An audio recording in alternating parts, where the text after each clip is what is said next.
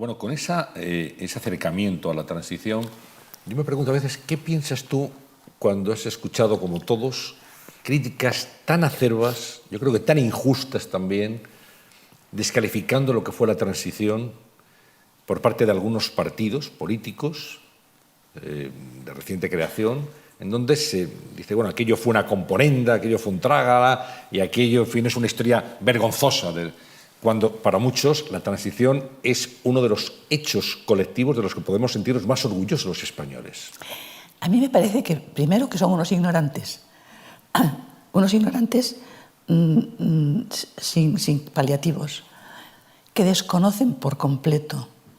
Vamos, yo se lo puedo explicar, y no tiene más que verse la transición o leerse unos libros y se enteran. Es de una ignorancia absoluta. No conocen ni lo que sucedió, ni los motivos por lo que sucedió, ni los esfuerzos que hizo cada uno de los partidos políticos y los españoles. Y efectivamente, además de ignorantes, hay una parte que yo creo que es hija de la mala voluntad, que tiene un origen y una explicación. Porque si tienes el objetivo de cargarte el sistema, lo primero que tienes que hacer es desacreditarlo. Y esto es lo que pasa.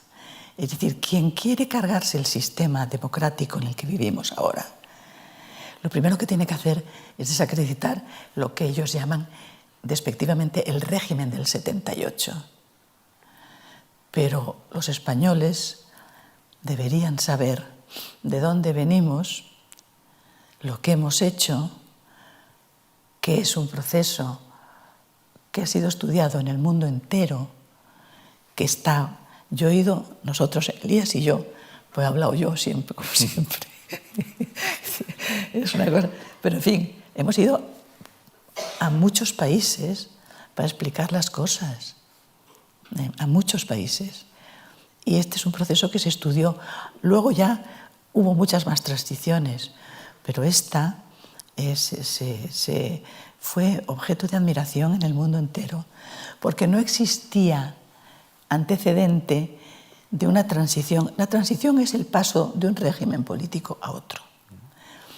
No existía el antecedente de un paso de un régimen autoritario a un régimen democrático en paz. No sin muertos, porque muertos hubo, pero en términos generales en paz. Y la versión según la cual la transición se hizo bajo la amenaza de los sables es una majadería, con perdón. Yo hablé con muchos militares, muchos generales en el momento, y me acuerdo uno que me dijo, mire usted, no se equivoquen. Nosotros, los militares, teníamos tanto miedo como ustedes, los civiles, que la muerte de Franco se cerrara con otra guerra civil. Ojo. Me pareció muy interesante porque eso explica que la transición no se levantaran y que en el golpe de Estado del 23 de febrero los capitanes generales tampoco salieran. Es verdad que los capitanes generales estaban dispuestos a salir a las órdenes de vuestra majestad, como le dijeron por teléfono. Pero como vuestra majestad, dijo que no estaba con el golpe, no se movieron. Por lo tanto, no es verdad que la transición se hiciera y que la Constitución se hiciera bajo el miedo del ruido de sables. Es verdad que el ejército presionó, como presionó la banca, como presionó la Iglesia, como presionó a los sindicatos, como presionaron a los partidos políticos. Naturalmente, todo el mundo quiso que la Constitución atendiera a sus intereses, pero no más que los otros.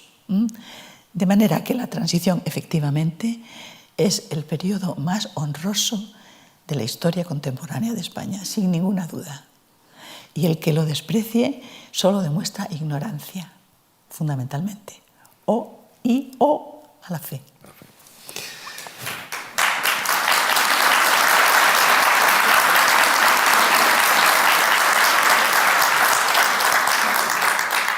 Bueno, tengo contratado por José Luis Rodríguez Zapatero, 8 años de presidente. Esto es lo que decía ella, la comunicación no verbal.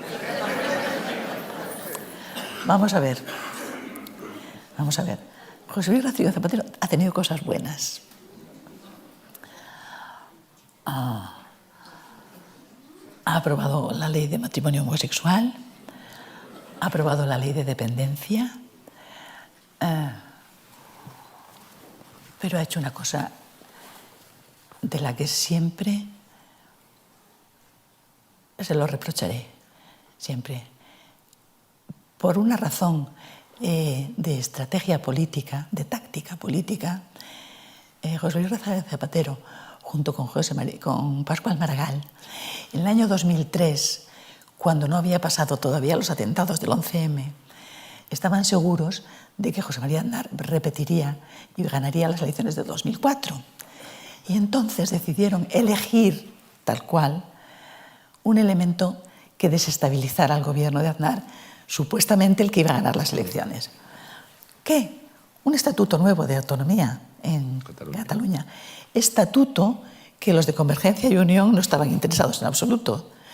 A mí Pujol me ha dicho, esto es un bodrio. Me lo ha dicho a mí. Esto es un bodrio. Cuando se aprobó en el 2005. Yo le dije, pero presidente, ¿pero esto qué es? Dijo, esto es un bodrio. Bien. Entonces, José Luis Rodríguez Zapatero, en la campaña electoral de Cataluña, dijo, aprobaré el estatuto que salga del Parlamento. Eso un político no lo puede decir. No lo puede decir. Sobre todo cuando en ese Parlamento hay fuerzas nacionalistas muy potentes. Eso no puede. Y después añadió otra cosa que no se puede decir en política. La nación es un concepto discutido y discutible. Esto académicamente se puede decir y se puede discutir. Hay muchas discusiones académicas sobre lo que es la nación, en la evolución del concepto nación. Todo eso en la academia sí, pero en la política no. Y entonces estas dos cosas nos han traído lo que tenemos ahora. Exactamente esas dos cosas nos han traído lo que tenemos ahora. Porque Convergencia y Unión no quería estatuto. Y porque Pascual Maragall, al final, elaboraron un estatuto que era, el del 2005, la constitución de un Estado soberano, ni más ni menos, ni más. Era un estatuto interminable, que te decían tonterías como que tenían derecho a la felicidad y al paisaje, en fin, unas tonterías. Pero sobre todo, aparte que era larguísima, que es larguísimo el estatuto, era la constitución de un Estado soberano. Y eso es culpa de José Luis Rodríguez Zapatero. Yo lo digo y lo he dicho siempre. Por lo tanto, yo creo que ha hecho un daño tremendo al país y él no lo sabe. Tú dirigiste una de las series más importantes documentales que se ha hecho sobre la transición española, sobre todo la etapa de la transición española, y yo quería preguntarte cómo piensas que se está contando hoy día la transición española. ¿Se cuenta bien? Victoria, ¿alguna vez pensaste que tus hijos y tus nietos iban a tener una vida tan complicada? A las dos preguntas. No se cuenta bien porque no se cuenta.